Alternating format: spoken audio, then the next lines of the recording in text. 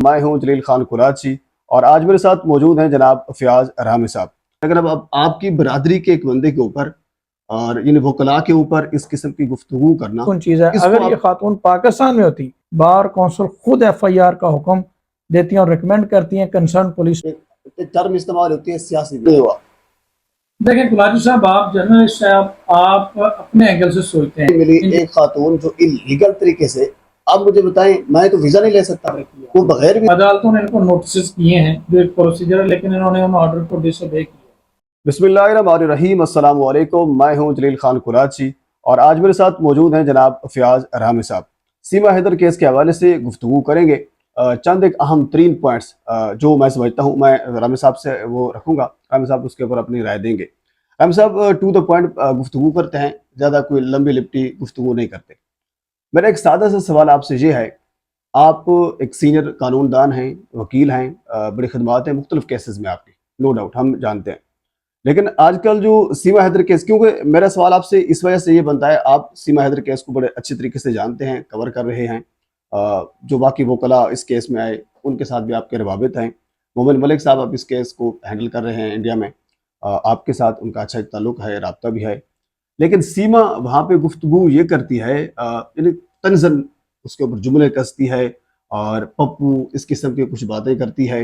इससे पहले बाकी लोगों के ऊपर वो बातें करती रही, हम उसके ऊपर सवाल उठाते रहे जो जितनी हद तक मुमकिन था। लेकिन अब आपकी बरादरी के एक बंदे के ऊपर और इन वकला के ऊपर इस किस्म की गुफ्तगू करना, इसको आपकी नज़र में क्या है?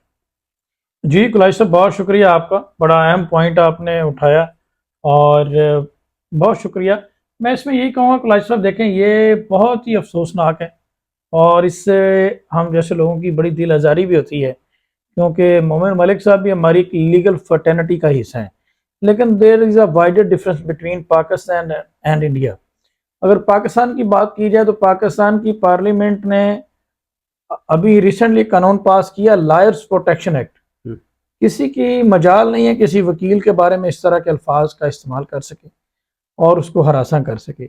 डेफिनेटली एशिया की पॉलिटिक्स और एशिया के मामलात ऐसे हैं, पाकिस्तान और भारत के कि क्रिमिनल प्रैक्टिस करने वाले वकीलों को इस तरह के मामलात का सामना करना पड़ता है कि जहाँ का उनका पाला पड़ता है एक्चुअल ऑफेंडर्स के साथ, तो वो ये समझते हैं कि शायद वकील ही हमारे साथ सारा कुछ कर रहा है और वकील ही हमें जेल करवा रहा है। हालांकि ये पार्टीज का आपस में इशू होता है, वकील तो जस्ट एक वकालत कर रहा होता है। दुरुस्त, बिल्कुल। इसमें मैं समझता हूँ कि ऐसे मामला होते हैं, लेकिन इस हद तक होना ये बड़ी मायूस कुन चीज़ है। अगर ये खातून पाकिस्तान में होती तो मैं आपको श्योर करवाता हूँ कभी सवाल ही नहीं पैदा होता कि किसी वकील के बारे में इस तरह की बात की जाए। यहाँ पे लायर्स प्रोटेक्शन एक्ट मौजूद है, 3 साल की सजा है। बार कौंसिल इस मामले में बड़ा एक्टिव है।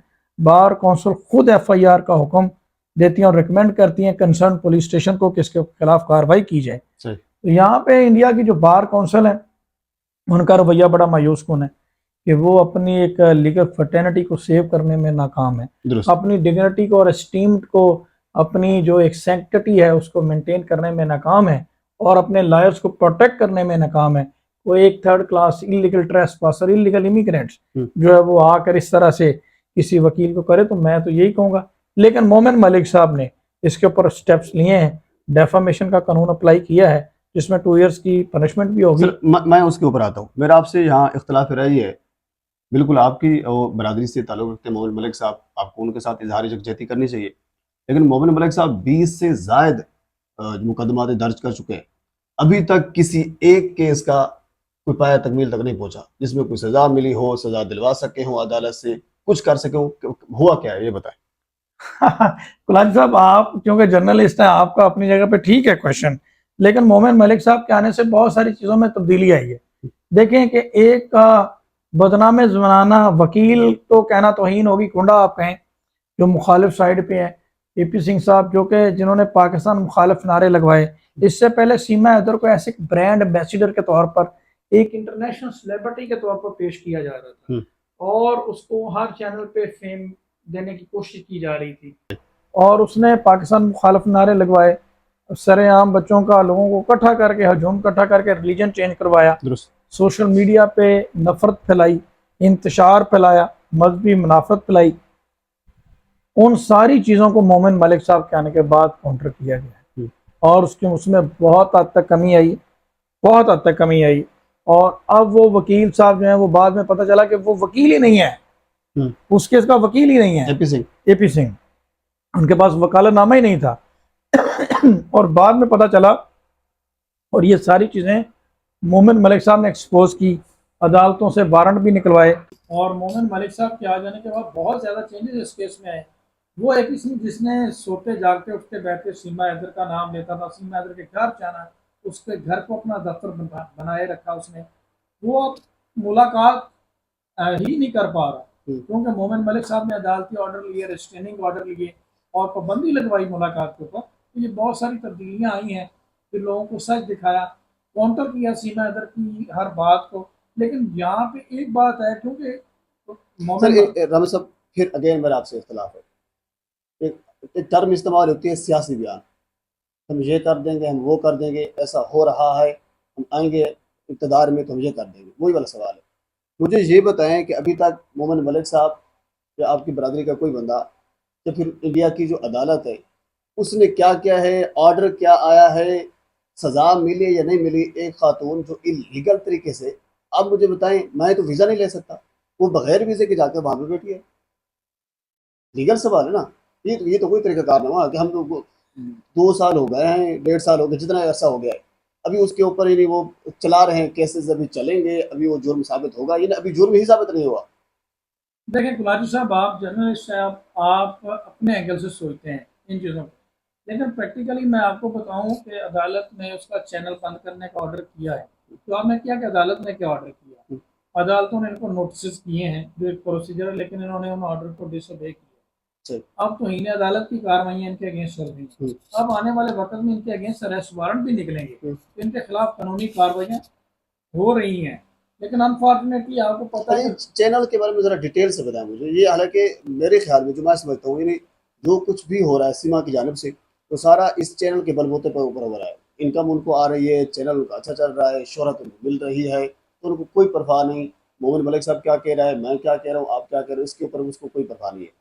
तो ये चैनल के हवाले से अदालत ने हुक्म दे रखा है कि इसको बंद किया जाए, बाद में बंद नहीं हुआ, अदालत हुक्म माना नहीं गया, तो इन अदालत इसके ऊपर कब चलेगी, ये प्रोसेस है क्या, ये जरा डिटेल से बताएं। देखिए, अदालत ने इसके ऊपर मोमिन मलिक साहब ने केस फाइल किया था कि फॉरेन एक्ट के सेक्शन 11 के तहत अगर कोई इलीगल इमिग्रेंट्स भारत में आता है तो वो सोशल मीडिया रन नहीं कर सकता। तो अदालत ने इस पे साथ में मोमिन मलिक साहब ने डेफामेशन का केस फाइल किया था, जो उन्हें मुख्तलिफ नामों से मुखातब करती है, उनका मजाक उड़ाती है। तो इस हवाले से अदालत ने मना किया, सीमा हैदर को ऑर्डर किया कि उसको किसी भी मीडिया प्लेटफॉर्म पे वो मोमिन मलिक साहब के अगेंस्ट बात नहीं करेगी, चाहे वो इंस्टाग्राम हो, ट्विटर हो, चाहे वो यूट्यूब हो, फेसबुक हो, टिकटॉक हो, किसी भी प्लेटफॉर्म पे बात नहीं करेगी। अगर वो करती है तो उसका चैनल परमानेंटली बंद किया जाएगा हर प्लेटफॉर्म से, और इसको पनिशमेंट भी होगी। तो इसने वो कोर्ट ऑर्डर को कुछ हद तक ओबे किया और बहुत सारी वीडियो डिलीट भी कर दी, लेकिन अभी परमानेंटली इसको बैन वो नहीं आई बात, जिसपे कंटेम्प्ट ऑफ कोर्ट चल रही है, वहीं अदालत की कार्रवाई चल रही है और उसमें बहुत बड़ी पेशरफ होने वाली है। राम साहब, मेरा आपसे आखिरी सवाल ये है, एट द एंड मुझे सादे अल्फाज में समझा दें कि डिपोर्ट कब होगी, बात खत्म, और कैसे होगी। देखें, ये जो 20 से ज़्यादा केसेस हैं, डिपोर्ट असल में इस वक्त जो मामला बन गया ना, वो मोमिन मलिक वर्सेस सीमा हैदर नहीं है, मोमिन मलिक वर्सेस स्टेट है। State good. और जो एडमिनिस्ट्रेशन है वो अपना रोल प्ले नहीं सही कर रही। लेकिन अभी जो रिसेंट इसमें अपडेट्स हैं, जो रिसेंट डेवलपमेंट्स हैं, भारतीय गवर्नमेंट के कुछ इदारों ने इसकी रिस्पॉन्सिबिलिटी ले ली है, और ये इसको किसी टाइम भी इसको रिपोर्ट कर सकते हैं और अपना कानून इम्प्लीमेंट कर सकते हैं। अगर अदालतों के जरिए आप बात करें तो जैसे ही इंशाल्लाह हैदर भारत पहुंचेगा, बच्चे उसको मिल जाएंगे और ये नेपाल रिपोर्ट हो जाएगी। कानूनी तौर पर सारे पैरामीटर्स अडॉप्ट कर लिए हैं, लेकिन आपको पता है कि भारत बहुत बड़ा कंट्री है, बहुत ज़्यादा पॉपुलेशन है, केसेस की पेंडेंसी बहुत ज़्यादा है, इसको थोड़ा तो वक्त लगेगा। ठीक है रम साहब, आपका बहुत शुक्रिया। नाजरीन, सीमा हैदर के हवाले से जो भी लेटेस्ट अपडेट आती रहेगी, हम आप तक वो पहुंचाते रहेंगे। और यकीनन बिल्कुल रामी साहब की बात दुरुस्त है, तो वो कला अपनी जंग लड़ रहे हैं और वो लड़ते रहेंगे। तो बहरहाल इस केस के हवाले से जो भी नई अपडेट आएगी आप तक जरूर पहुँचाएंगे। बहुत शुक्रिया, थैंक यू।